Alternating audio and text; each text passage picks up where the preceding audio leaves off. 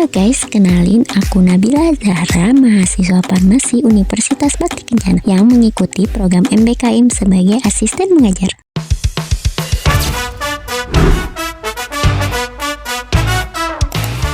Yuk ikuti perjalanan aku selama mengikuti program MBKM ini.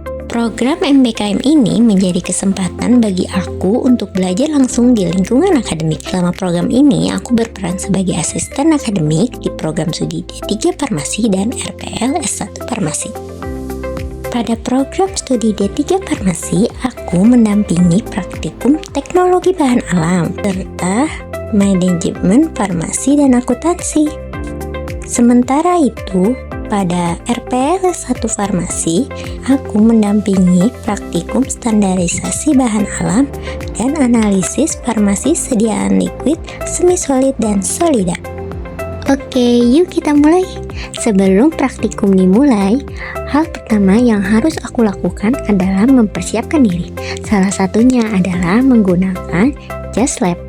Setelah menggunakan jas lab, biasanya di beberapa praktikum, aku menuliskan prosedur praktikum di papan tulis agar mahasiswa lebih mudah mengikuti setiap tahapan praktikum. Selanjutnya, aku memastikan seluruh alat dan bahan telah siap digunakan sebelum mahasiswa memasuki laboratorium. Jika alat dan bahan sudah lengkap, aku membagikan semua alat dan bahan praktikumnya kepada setiap kelompok, sehingga praktikum dapat langsung dimulai setelah responsi diberikan. Selanjutnya, mahasiswa mengikuti responsi sebelum praktikum dimulai. Responsi ini tidak selalu disampaikan oleh dosen. Pada beberapa praktikum, kami juga berkesempatan memberikan responsi atau membantu menjelaskan kembali materi dan prosedur praktikum, baik secara bergantian dengan dosen maupun ketika diperlukan. Setelah itu, aku melakukan pemantauan sekaligus memeriksa jurnal awal dan menilai laporan praktikum mahasiswa. Saat meriksa jurnal awal dan laporan praktikum, aku tidak hanya melihat kelengkapannya, tetapi juga isi pembahasannya. Aku memastikan mahasiswa menjelaskan tujuan praktikum, prinsip kerja, fungsi setiap bahan yang digunakan, alasan penambahannya, hasil pengamatan beserta reaksi yang terjadi, faktor-faktor yang mempengaruhi hasil, hingga menyimpulkan apakah hasil praktikum sudah memenuhi persyaratan atau belum. Selama mendampingi praktikum, aku juga memperhatikan ketelitian mahasiswa dalam setiap tahapan pengerjaan. Sebagai contoh, pada praktikum analisis farmasi sediaan liquid, solid, dan solida, khususnya modul penetapan kadar rifampicin dalam sediaan kapsul, aku memastikan mahasiswa melakukan pengenceran menggunakan labu ukur dengan benar. Metanol ditambahkan hingga mendekati garis batas. Kemudian bagian dalam leher bahu dikeringkan menggunakan tisu. Setelah itu, penambahan metanol dilakukan sedikit demi sedikit menggunakan pipet tetes hingga tepat pada garis batas, dengan posisi tetesan tidak mengenai dinding labu ukur, agar volume larutan tetap akurat dan hasil analisis lebih presisi. Kemudian, hal yang harus diperhatikan selanjutnya yaitu saat menggunakan kuvet dan spektrofotometri UV vis. Sebelum digunakan, kuvet dibilas terlebih dahulu menggunakan larutan yang akan dianalisis atau metanol, agar tidak terjadi kontaminasi. Selanjutnya, larutan dimasukkan ke dalam kuvet dengan volume yang sesuai. Jangan lupa pada bagian mending atau kaca pada kuvet perlu dilap secara perlahan menggunakan tisu agar bebas dari sidik jari, debu maupun sisa larutan yang menempel. Selain itu, ada hal yang perlu diperhatikan kembali, yaitu pada spektrofotometer. Pada spektrofotometer memiliki dua tempat kuvet. Yang pertama yaitu untuk larutan belangko sebagai pembanding, dan satu lagi untuk larutan sampel atau larutan baku yang akan dianalisis. Ketelitian pada setiap tahapan ini sangat penting agar hasil pengukuran yang diperoleh tetap akurat dan dapat dipertanggungjawabkan. Dan pemegangan kuvet ada caranya. Kuvet dipegang pada bagian yang buram, bukan pada bagian beningnya, agar tidak meninggalkan sidik jari yang dapat mempengaruhi pembacaan absorbansi. Saat kuvet ditempatkan di dalam sektometer, posisinya juga harus benar, yaitu bagian bening menghadap ke arah jalannya sinar. Nah, itu tadi hanya sebagian kecil dari kegiatan yang aku lakuin selama menjadi asisten mengajar atau ASMID. Sebenarnya masih banyak pengalaman lain yang gak bisa aku ceritain satu persatu di video ini. Dari seluruh pengalaman tersebut, aku mendapatkan banyak pelajaran dan manfaat selama mengikuti program MBKM.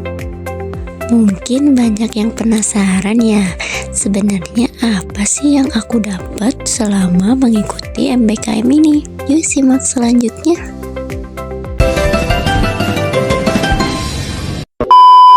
Salah satu manfaat yang paling aku rasakan adalah aku jadi lebih memahami bagaimana proses praktikum sebenarnya berjalan. Dulu saat masih menjadi mahasiswa, aku hanya melihat praktikum dari sisi peserta aja. Namun melalui MBKM ini, aku bisa melihat langsung seluruh prosesnya, mulai dari persiapan, pelaksanaan, monitoring, hingga evaluasi.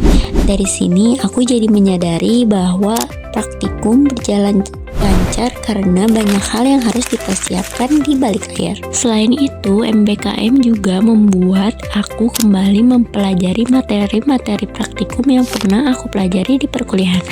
Karena harus mendampingi mahasiswa, aku dituntut untuk memahami kembali setiap prosedur, penggunaan alat, hingga metode analisis agar bisa membantu ketika mahasiswa mengalami kesulitan. Bukan hanya pengetahuan yang bertambah, kemampuan komunikasi aku juga ikut berkembang. Selama program berlangsung, aku belajar berkoordinasi dengan dosen, laboran, asisten laboratorium, serta berinteraksi langsung dengan mahasiswa. Pengalaman ini membuat aku lebih percaya diri saat menjelaskan materi maupun memberikan arahan selama praktikum. Aku juga belajar untuk lebih teliti dan bertanggung jawab, dari menyiapkan alat dan bahan, memastikan kebutuhan praktikum lengkap, hingga memeriksa jurnal awal dan laporan praktikum.